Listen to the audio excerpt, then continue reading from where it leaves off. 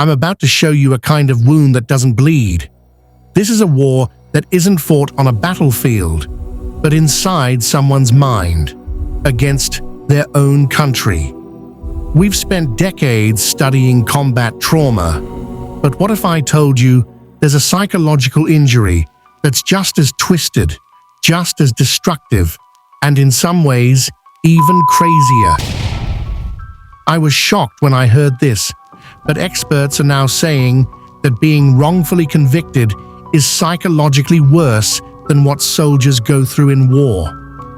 Listen to what one man who got out said, "I dreamed of walking out those gates for 23 years. I thought freedom was the cure, but nobody tells you. Freedom is its own kind of prison." A top psychologist put it this way: "The trauma of wrongful conviction is unique. Unlike a soldier, the exoneree's enemy was their own government. That betrayal creates a wound that is profoundly difficult to heal." The story of injustice. This is a story about the insane cost of a broken justice system.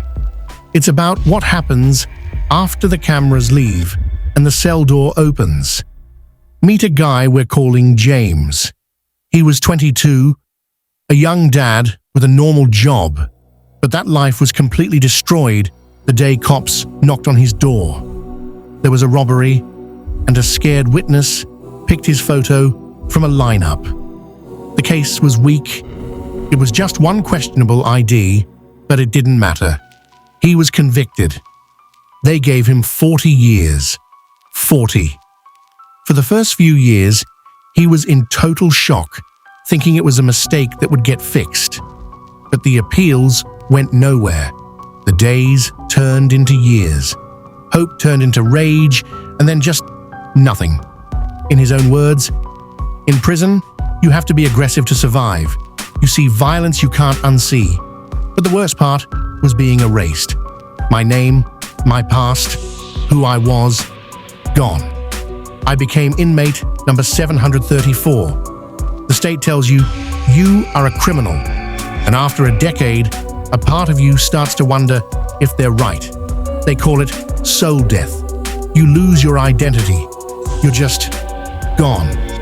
Then, after 23 years, that's 8,395 days, I did the math, an amazing team from an innocence project found old DNA evidence sitting in a box. It proved what James had been screaming for over 2 decades. He was innocent. The day he walked out, the news showed him crying and hugging his daughter. It looked like a perfect Hollywood ending. Except it wasn't. James remembers, "The world was so loud, so fast. I didn't know how to use a smartphone. I'd have panic attacks in the grocery store. I kept thinking a guard was going to yell at me for being in the wrong aisle. Every time I see a cop car, my heart goes crazy. I was free, but I had never felt less safe in my life." This is the second prison, the one in your mind, the one you can never, ever leave. His life wasn't a comeback story. It was a daily battle with paranoia, depression, and a total distrust of everything and everyone. Worse than combat. James's story is happening all over. Research shows that exonerees have insane rates of mental health issues directly from their wrongful conviction. Some studies show nearly half of all exonerees have clinically significant PTSD symptoms. Others find huge rates of depression, sometimes hitting the vast majority of the wrongfully imprisoned. So why is this so much worse? Why do experts say it's more damaging than combat? A trauma expert breaks it down. You have to understand moral injury. A soldier, even in horrible trauma, knows who the enemy is. There's a mission, a team. But when you're wrongfully convicted, the betrayal comes from your society. The cops, the prosecutor, the jury, the whole system that was supposed to protect you becomes the thing that tortures you. That is a profound moral injury. This isn't just about losing your freedom. It's about the government deliberately destroying who you are. The expert continues. For years, the state tells the world, you are a monster.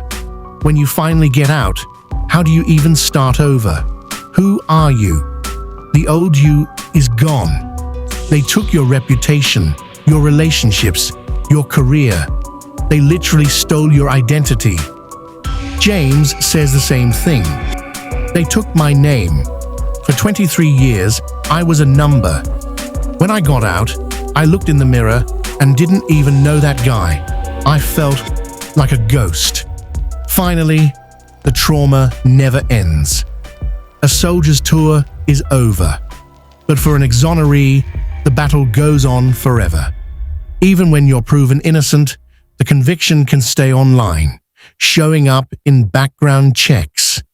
You might still have to check yes on a job application about a conviction. You see people looking at you, wondering. You're stuck in the worst moment of your life, while the world just moves on. The ripple effect. And the damage doesn't stop with one person. It's like a bomb that hits the entire family. Marriages break up. Kids grow up visiting their parents through glass, their own lives ruined by a crime their parent didn't commit. Families get hit with trauma, facing social isolation and financial collapse. This makes everyone lose trust in the justice system. It proves that the system can fail in the most catastrophic way possible. And here's the most terrifying part: the idea of wrongful liberty. When an innocent person is locked up, it means the real criminal is walking free, and sometimes they hurt more people. This isn't just a personal tragedy, it is a massive, ongoing public safety failure. The stories of people like James aren't just sad stories, they're proof that our system is in a deep crisis. But if we stay silent, it will just keep happening. The first step to fixing this is making everyone aware. I'm challenging you right now. Go to the websites of organizations like the Innocence Project. They're the real heroes fighting to fix this. They have the resources, the stories, and the plans to stop this from happening again. And if you believe this is one of the biggest injustices you've ever heard of, I need you to do one simple thing. Share this video. Sharing this video raises more awareness than you can possibly imagine. The journey out of the second prison, the one in your mind, is the ultimate challenge. There are no cameras for this fight.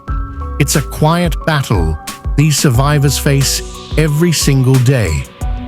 James is in his late 40s now, and he's slowly, piece by piece, rebuilding his life. He reconnected with his daughter and even has 2 grandkids. He finds peace when he can, but the scars are always there. Some days, he says, the anger is a fire I can't put out. Other days, it's just a quiet ache. I'll never get those years back, but I can speak. I can tell my story. And maybe that's its own kind of freedom. Maybe that's how the healing starts. When justice fails, it creates a wound that prison walls can't contain. A wound that doesn't heal with a key. It's a fight for your soul, a war that continues long after you've been set free. And it's a fight we can't afford to ignore anymore.